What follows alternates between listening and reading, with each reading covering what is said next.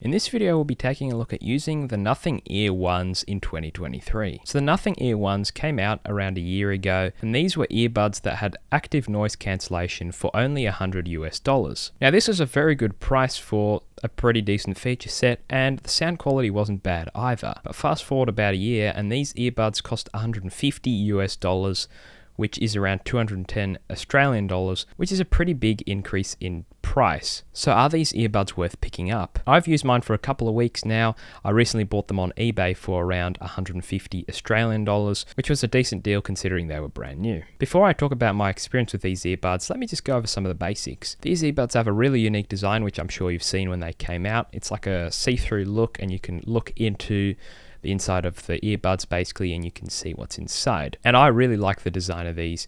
And the shape is also quite similar to the AirPods, which I think is a nice shape. And I like that it uses rubber tips at the end compared to just the normal AirPods that you can get, because I find that the rubber tips really fit well in basically anyone's ear, and they also don't fall out very easily at all. They're also really light when you have them in your ear, which is nice as well. The case, in my opinion, is a bit weird, and I'm not a massive fan. It's a bit big for a case for these small earbuds, and it has a bit of a weird design. I would have personally preferred a smaller case, but it's not a massive issue. The battery life on these earbuds are claimed to be about 4 hours with active noise cancellation on and 5 hours without noise cancellation on, and then about 35 hours using the case to charge them after they run out individually, which is pretty good. And in my usage, I've gotten a similar amount of time of usage as they claimed. People usually don't really buy the active noise cancelling earbuds for sound quality, and if you are interested in sound quality, I wouldn't really get these. They're not bad, but they're not amazing either, and there's offerings from Sennheiser and Sony that have a lot better sound than these. So what's my experience been like using these? Well, honestly, it hasn't been the best. When they're working, they sound good, and the noise cancellation is pretty good and definitely drowns out most of the noise. Now, the noise cancelling doesn't really drown out the higher sounds, it's mostly just the low sounds, but it still does a pretty good job. The problem with these earbuds is that they don't really like to sync what mode they're on between the two earbuds. Let's say I put both of them in my ear. One would be on noise cancelling and one would be without noise cancelling.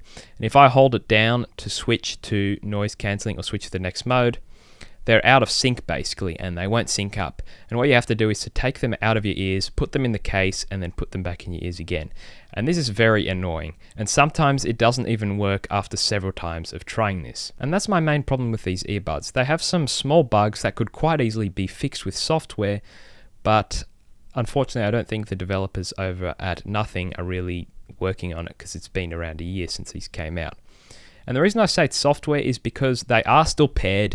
They are both still playing sound together. You can listen to the audio together. It's just they're both on the wrong mode, basically. The second issue that I've experienced is when you put them in the case, sometimes one of them charges and the other doesn't. And I've seen on the internet a lot of people have experienced this issue as well. So it seems to be a pretty common issue. But the way I fix this is by just wiping down the contacts on both the case and on the earbud. And the last issue is the actual app you can use with these.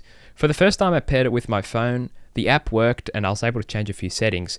But ever since then, it just doesn't want to connect to these earbuds at all. Even though the Bluetooth from these earbuds is connected to my phone, it just doesn't want to connect on the app for some reason, which I find extremely annoying. So those have been all my issues with these earbuds.